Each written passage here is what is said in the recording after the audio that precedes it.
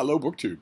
Well, it's Tuesday. It may very well be the worst filming day I have ever had in my entire time on BookTube, but it is still Tuesday, and that is Tag Tuesday. And I saw a tag just recently on James Holder's channel that I really liked. I don't know if it's an original. It might be that he made it up. I'll leave a link to his channel down below. I don't recall whether or not he tagged me, but I like it and I want to do it. It's the genres of fiction tag. It's all about different genres of fiction, and I really like the prompts. So prompt number 1 is literary fiction. How difficult is it to define literary fiction? For me, it's very easy. It will be fiction that is about upper middle class Connecticut divorce or the Nigerian experience, or both. The hero will have the same name, the same attributes, the same social feed, the same history as the author. And most of all, it will be inept. That's the signature defining characteristic of literary fiction for me, as opposed to mainstream fiction or genre fiction of the subgenres like fantasy or romance, is that literary fiction is inept. That's one of the defining characteristics for me. In other words, and if you've caught the 21st century relativism virus, if you've caught it really bad and you haven't had any ivermectin to cure yourself, then you might be asking right now, well, how can you know? Who's to say if it's inept or not? It's only the depraved 21st century that even asks that question. Of course, you can say whether or not fiction is inept. And literary fiction is, almost by definition. Characters will be poorly described because you already know them from Instagram. Why do I need to describe them? Just follow my feed. Follow my feed anyway. Smash that like button. Characters will be poorly described. They won't have any realistic motives. All kinds of fantastical things will happen. The characters themselves will have fantastical names. Gunpowder, backspace, stuff like that. And it won't be commented on. No one in the story will say, gee, it's weird that you have this weird name. No one will comment on it because the writer's already bored with what they're doing. I've got to amuse myself somehow. So if I want to call myself if I want to call my main character Eastern Mongolia, not that they're from Eastern Mongolia, but that's their name, just because it's kind of, wacky for me to do, then I will. And, to hell with verisimilitude. It's not just that, it's that the actions will be inconsistent.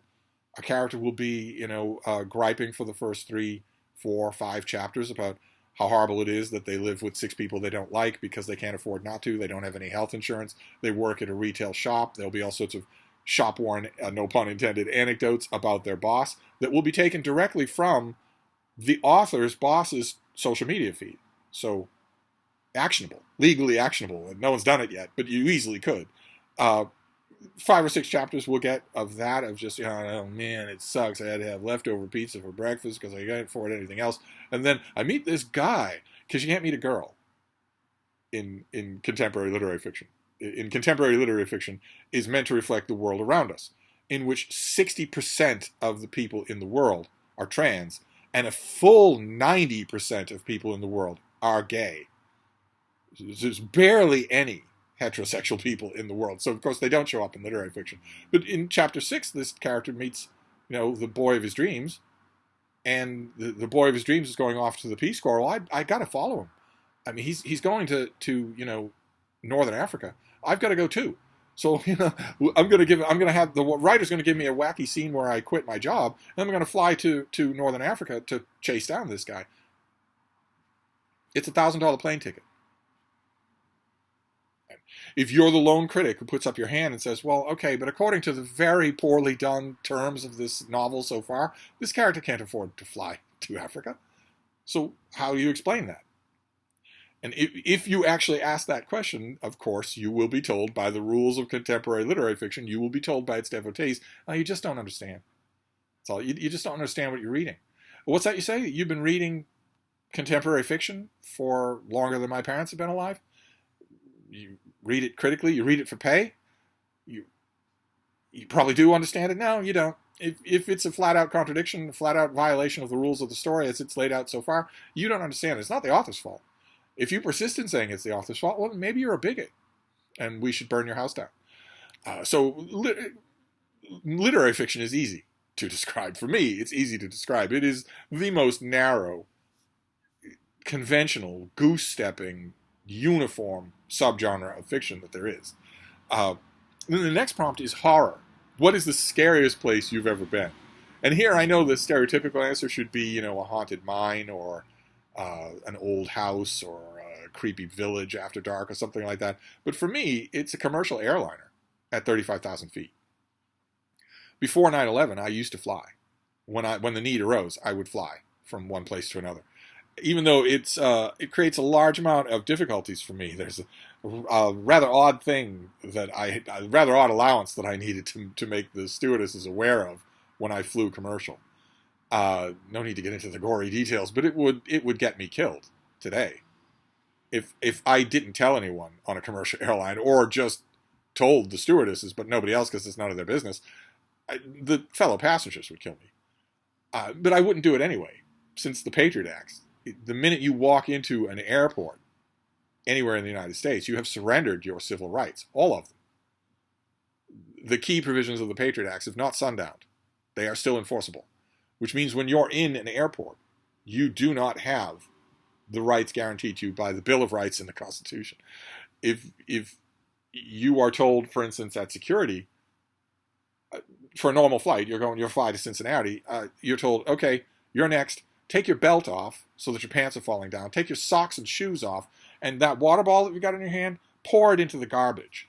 You're not taking it on with you. Also, if you've got toothpaste in your bag, take that out and squeeze out all of its contents into the garbage. And it's not like we're going to confiscate it. We want you to do all these things in front of everybody else. And if you get to the front of the line and you say, these are not legitimate security concerns, I'm not doing any of these things, and the security person says, you can't board the flight unless you do these things, and you say, well, okay, then I'm not boarding the flight. I've already paid for the ticket. I'll be out the money, but it doesn't matter. I'm not going to strip in front of other people. I'm not going to do any of this ridiculous theater just because you tell me to. All of this stuff constitutes unreasonable search and seizure. I am protected against it by the U.S. Constitution, except in an airport, where if you say, well, I'm not going to do any of that, so I'm just going to leave, they have grounds under the Patriot Act to detain you. Incommunicado, from your family and your lawyer. They don't even need to tell you the charge, and they don't need to ever let you go. So I would never do it now anyway, but once upon a time I did regularly, and I am one of those commercial airline passengers that never for a minute forgets what is actually happening. I know that they try their hardest to make you forget because they don't want panicky passengers.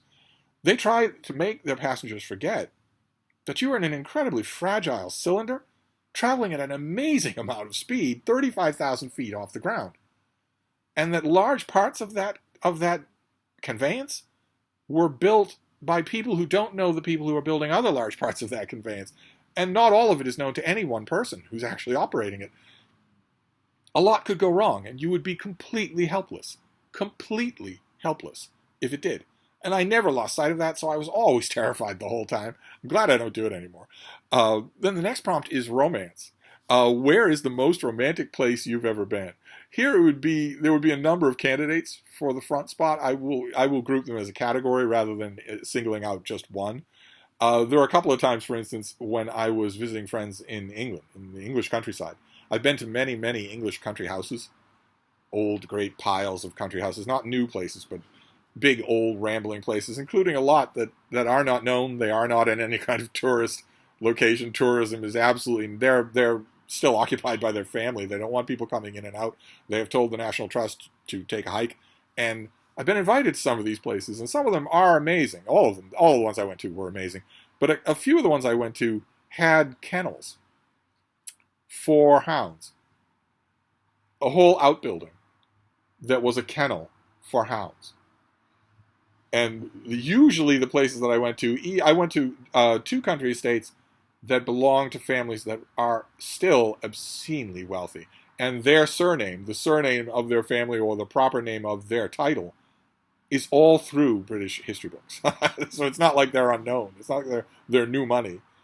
And in all of those cases, it was the master of the family, the head of the family, who also took care of the kennels. He might have a kennel master who would come in every once in a while, or a vet, but there wasn't a separate paid position. Once upon a time it was a paid position. There wasn't a separate paid position ever, and on a couple of different occasions, friends of mine would drive me out there from the city, and we'd be talking, and usually it was because I knew I had met and become friendly with one of the younger sons of the family.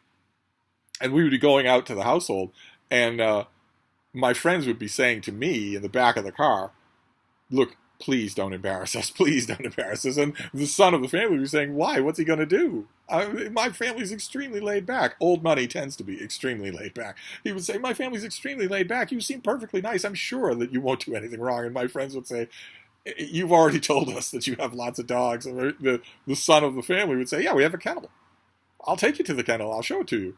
We can't let you in because a lot of the dogs won't like that. They won't be very friendly, and that was cause my old friends just go, oh no, don't tell them that. And in every case, when we got there, I would say hello, and I would greet the lord of the manor and his lady and everybody else, and all we get the tour and whatnot. But when we went to the kennels, every time the script wrote out the same.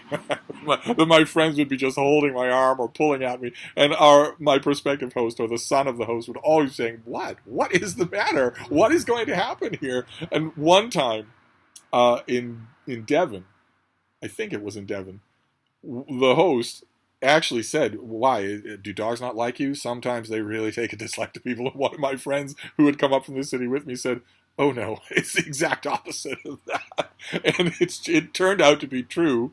We would get to the kennel, and usually the head of the family or the son of the family, if he was our tour guide, would say, here it is. The dogs would all be paying attention. They would all be barking or noticing. And he'd say, I'm not going to run the risk of letting you in. Some of them are not good with strangers. And by that point, I was already inside. I was already letting myself in. And he was saying, no. And I was just canoodling with the babies, canoodling with them epically. And in a few cases, 3 times in the UK, and also 1 time here in America, where I encountered the same setup, just a baronial setup with a separate building for kennels full of dogs. In that case, English Springer Spaniels. Although in the UK, it was always foxhounds or beagles. In all cases, I would just tell my host, I'd take them aside. In one case, in the UK, I took aside the head of the family, who was, let's just say he was titled nobility. I took him aside. He was a very no-nonsense guy, very brisk, but very nice, and no condescension about him at all. I never found that in Old Money, never, in Boston, in England, anywhere. I took him aside and said, look, I think you and I can talk. We've had a conversation about the books in your library, for instance. I think we can talk. And he'd say, sure, yeah, we can talk. I sense already that something weird is up. My dogs don't act like that around other people, around strangers. They don't act like this. And I said, I have a request to make. And he said, yeah. I said, you and your wife have been very nice, but I would like to spend my evenings here. I'll still socialize with everybody, and we'll do all the things we have planned. But I'd like to spend my evenings in the kennel. And he just looked at me, that classic long, endless British face. And then a smile lit it up like he must have looked like when he was 8. And he said, you may. And that was the most romantic thing. That was wonderful. In the broader sense of romance here, those nights were wonderful. Every time that a host gave me permission to do that. One host in a setup like that, where was it? It was on the coast. Might have been in Ireland. I had one example like that. This was decades ago, where the host said, where I said, I would love to spend the night here in the kennel. And he said, oh, no. Oh, come now. No, we're not going to do that. And his wife was a bit of a shrew. And she said, no, we're not going to do that. And I said, okay, all right. I've met your dogs. They've met me. You're saying no. Okay. You're providing me with a beautiful room with a view of the garden. And I went in and we had supper. And then when it was full dark, a howling commenced and kept commencing. The groundskeeper went out to quiet the dogs. An hour later, he came back and told his boss, I don't know what's wrong. There might be a fox in the neighborhood. They're not acting right. They're not shutting up. And his shrewish wife was complaining, saying, dear, that noise is distracting our guests. And I just looked at him. I looked at him across the room. And I said, I would like to spend the night in the kennel. Thank you very much. And I'm not the only one who wants that. But anyway, those were my most romantic intervals. Then we'll go to mystery.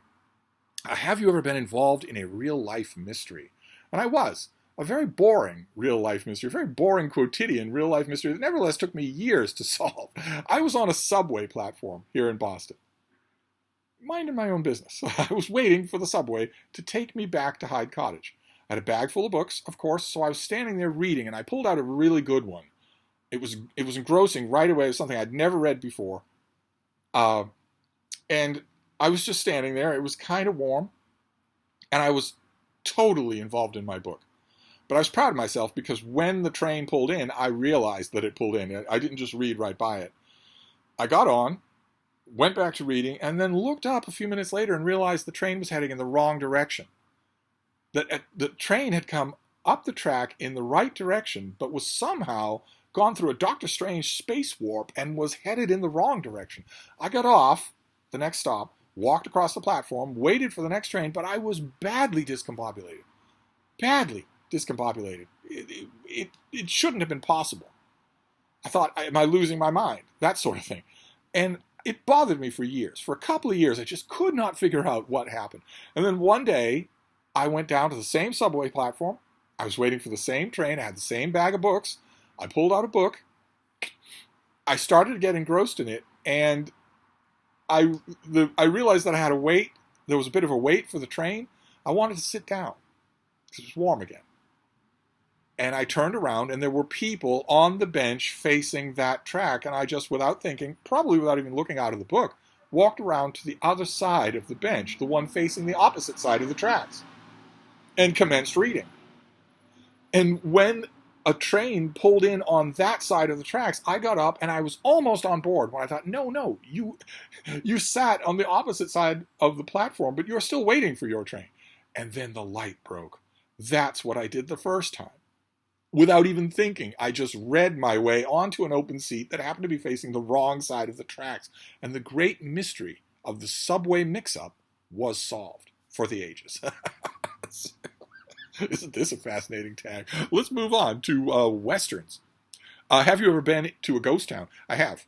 I've been over every inch of ground in the United States, including your backyard, from wherever you're watching this. I've been over every inch of ground in the United States, and that involved a lot of trekking in the American Southwest, where there are plenty of ghost towns. Some of them build themselves that way. They're kind of tourist attractions. You can go out of your way to them, and they have just the standard clapboard houses, the standard empty buildings and whatnot. You can wander all around. I've also been in the northern Midwest, so the upper Midwest. I've been way off the beaten track and found ghost towns that aren't touristy, where it was just a settlement of some kind or other and was abandoned for one reason or another. And some of those can be a lot more dicey. I mean, they can be a lot more dicey in places like that because they are not unknown to the local inhabitants. And you don't want to run across those people. If people are living rough off the grid, they're usually doing that for a reason. So I've encountered some of those, but also standard ghost towns. Then science fiction. Do you think that life exists in the universe beyond Earth? I think so. Yes. There's ample evidence that that organic molecules can exist in the rigors of space and can travel in meteorites. And I think that might be pretty much all it takes. Some sort of seeding from extra solar system material. All that has to do to become life is to find as far as we know, an environment that is relatively free from lethal radiation, because that will break down your DNA, any DNA. It'll break down living tissue. But also liquid water. Liquid of some kind, but probably liquid water that has nutrients in it. Some kind of combination of that, stable gravity, protection from lethal radiation, liquid water. The more we learn about the thousands of exoplanets that we have analyzed so far, the more we think that those conditions might be fairly common throughout the universe. In which case, it might not take complex organic life long to complexify from the building blocks of organic life. The building blocks of organic life seem fairly common, seem fairly widespread. It's possible that you wouldn't have to go far. It's possible that, what was the phrase? Life, right? Life.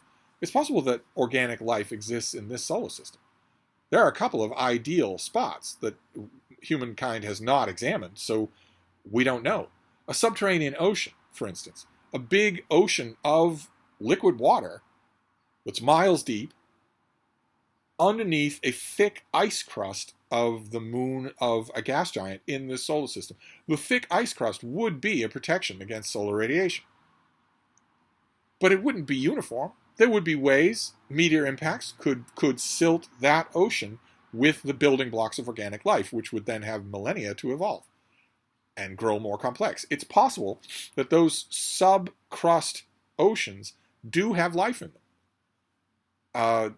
I wouldn't bet against that. And there are a couple of other situations as well. It's possible, for instance, that Mars had life. Mars, once upon a time, a million years ago, a billion years ago, was a blue water, green ocean world.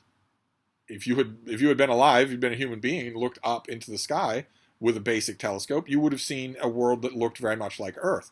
Large, albeit maybe shallow, oceans and land masses. It's absolutely conjecturable that organic life not only started on Mars, but thrived on Mars for a long time, for a billion years. Who knows how complex it got before the planet started to lose its atmosphere, started to lose its protection against lethal radiation. If that happened over a long enough period, it's entirely possible that life migrated below the surface, where, for all we know, there might be aquifers of water. That might easily be true. Mars was a long time dying. It might have adapted. There might be life there.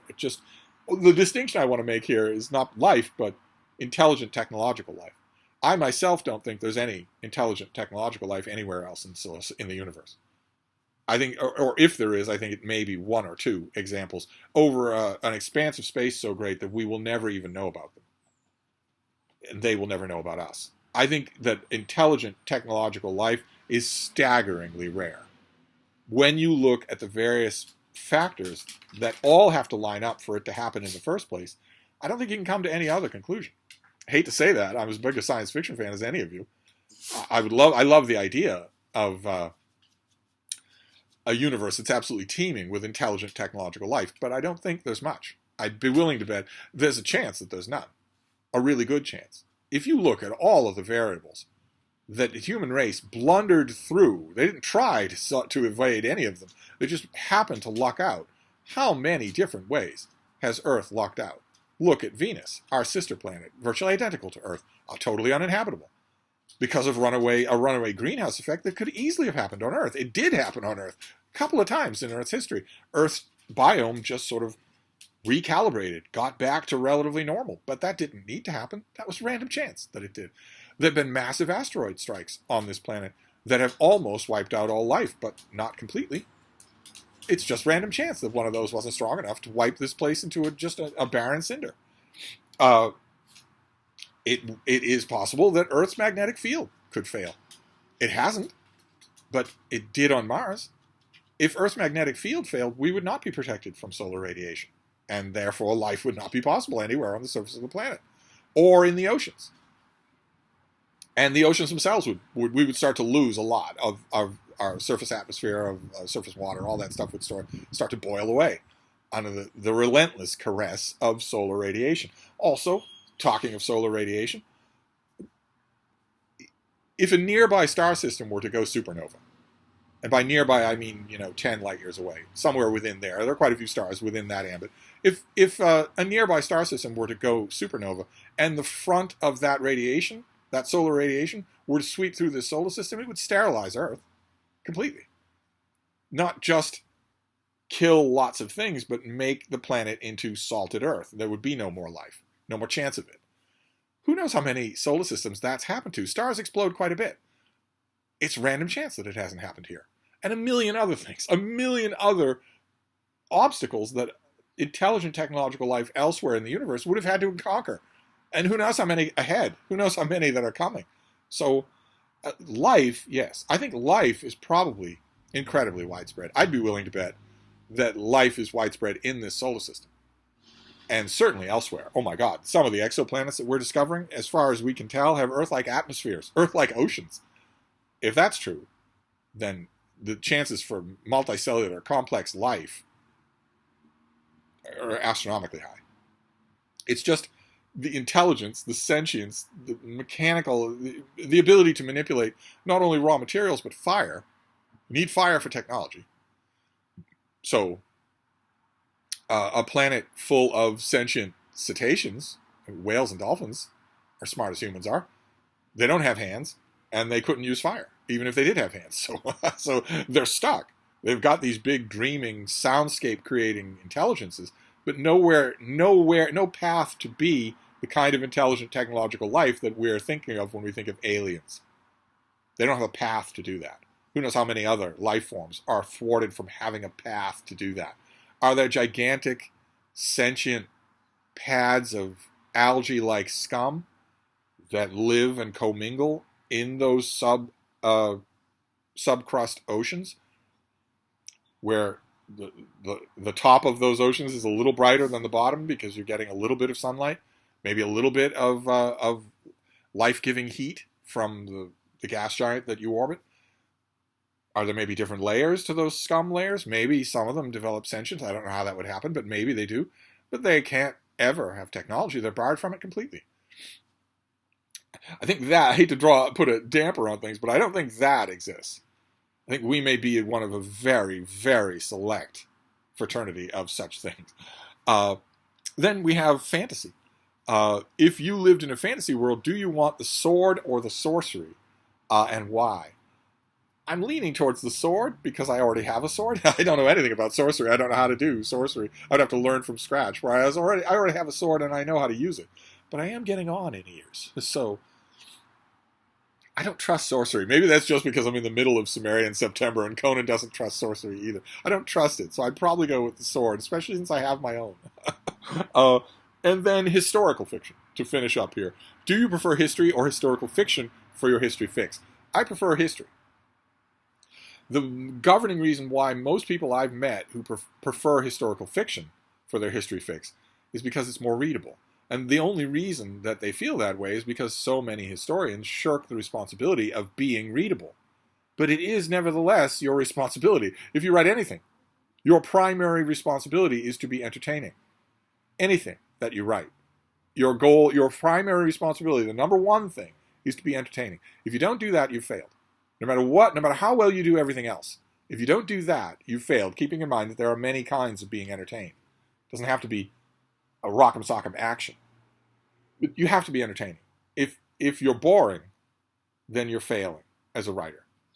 And way too many historians and biographers think, well, no, all I have to do, I've spent drudgery, hours of drudgery in the library, researching this subject.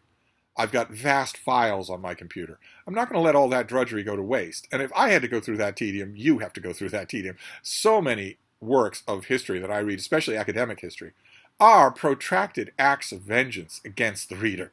And that is obviously warped. That is obviously wrong. Your goal is to entertain the reader. Teach them something? Fine. Change their idea about something? Fine. But your primary goal is to entertain them. If you don't do that, then you're writing a bad example of whatever it is you're writing. And way too many people, I'm not blaming the reader here, way too many people encounter 5 or 6 examples of boring history and think all history is boring. They're wrong about that. That's what Nonfiction November is for. We're right near Nonfiction November, where you'll get a ton of recommendations from the nonfiction fans on YouTube. They're wrong about that. This Hyde Cottage is entirely full of history and biography that is not boring. There's plenty of it out there. But I could understand you would get that impression if you're picking up one book after another and thinking and realizing this author thinks that they have a whole bunch of obligations, and entertaining me as a reader is not even on the list. It's not that it's low down on the list. It's not on the list at all. That's the reason why most people that I know who love history prefer it in the form of historical fiction. But I've put this to the test on a number of occasions. Most recently, I reread The Mirror and the Light by Hilary Mantel and the last 300 pages of Deirdre McCullough's biography of the subject of The Mirror and the Light, Thomas Cromwell. Just recently, I read them on my nightstand, side by side, at the same time. And Deirdre McCullough does very much make his narrative entertaining to the reader. And it was better.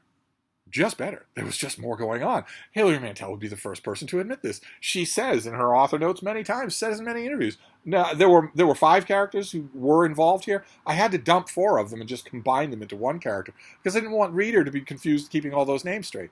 But each of those separate 5 characters contributed something different to the narrative of history. Jeremy McCullough doesn't have to do that. He doesn't have to combine them into one character. He can just write them all into one much bigger, more detailed tapestry of what actually happened, of what we actually know happened. The conversations that Cromwell has with Henry VIII alone in Henry's closet when they're talking about this, that, or the other thing, those are wonderful. Those scenes in The Mirror and the Light and Bring Up the Bodies and whatnot are wonderful, but they're entirely fictitious.